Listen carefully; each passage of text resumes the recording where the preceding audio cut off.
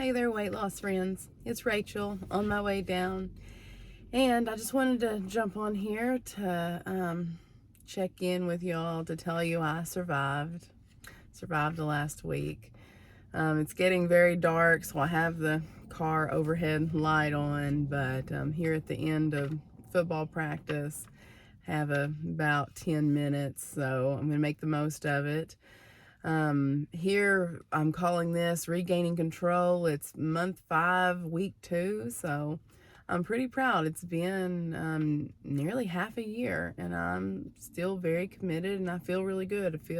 I still can say I feel different than I've ever felt before, and I attribute that to being mostly just to being 111 days sugar and grain free.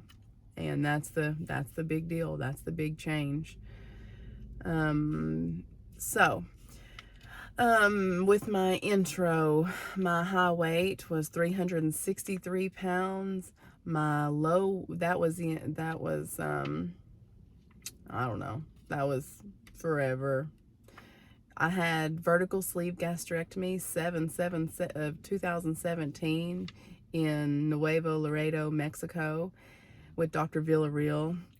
And on that day, I weighed 325 pounds. My low weight a year later, July of 2018, was 174 pounds.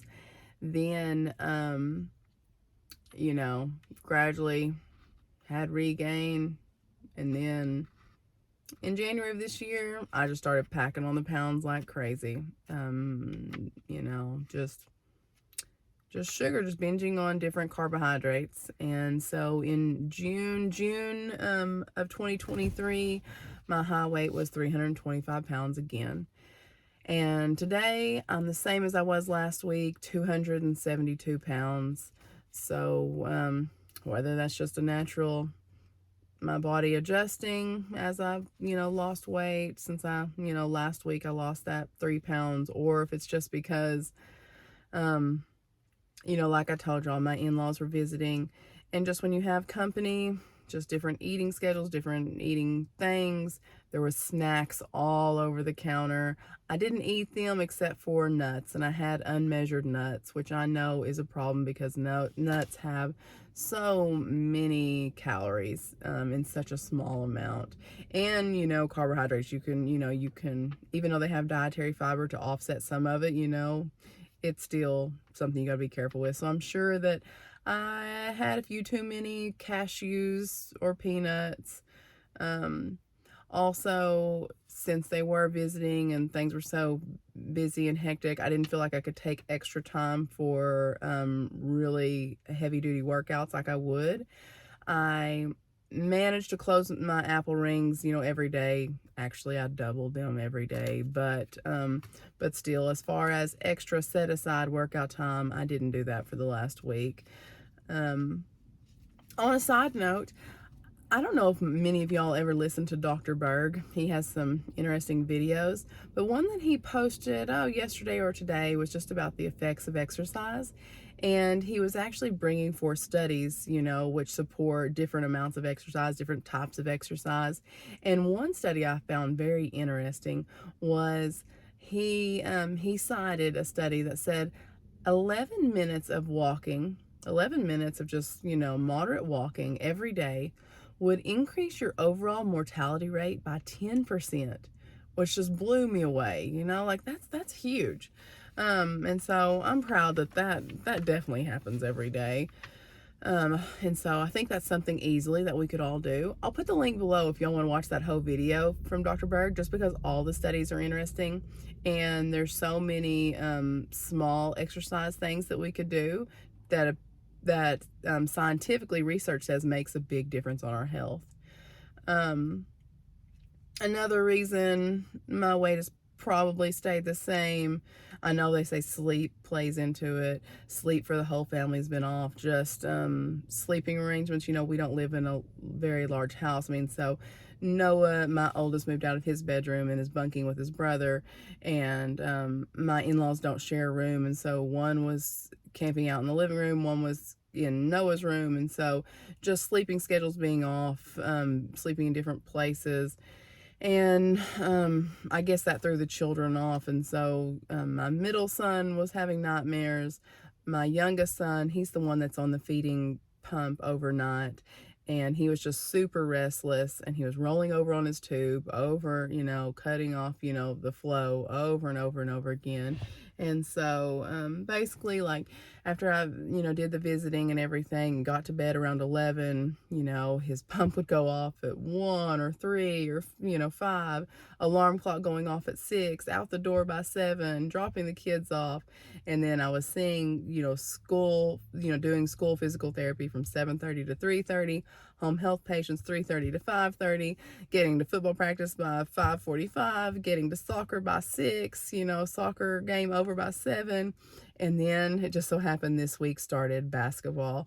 And so my oldest was playing basketball an hour and a half away. Just so happened his game was at 8:30. I had exactly enough minutes so I could make it. And that was, 2 days this week already.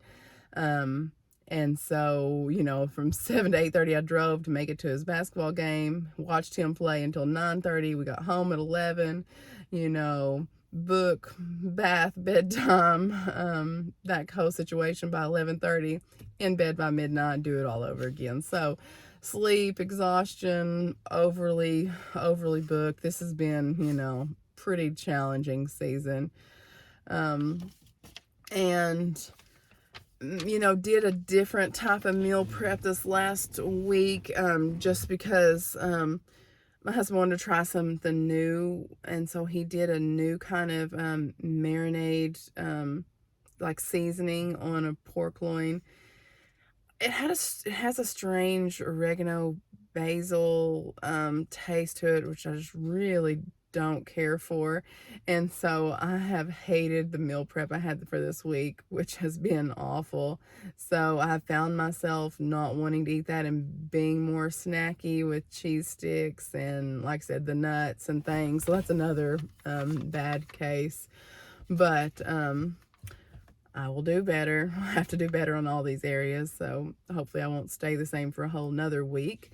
But as far as my sugar-free support group goes, it's been another good week. I have interacted and stayed involved, every day to some extent. One of the questions that was posed was, how many seconds, how many minutes, how many hours, how many days have you spent thinking about and obsessing about food? Do you recognize the food obsession that you had or you have?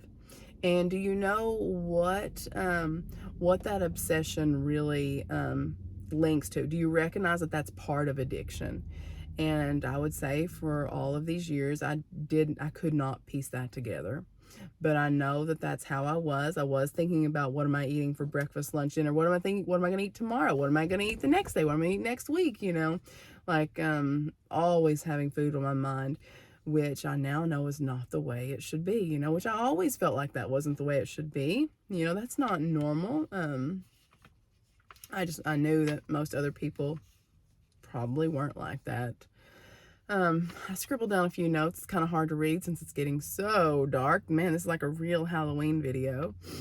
One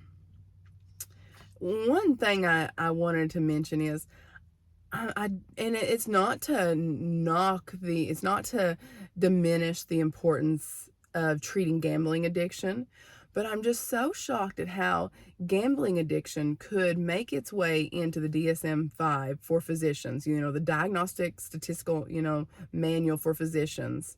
How it can make it into the new edition, but processed food disorder or sugar addiction or processed food addiction or whatever you want to call it, that could not make its way in. That was denied.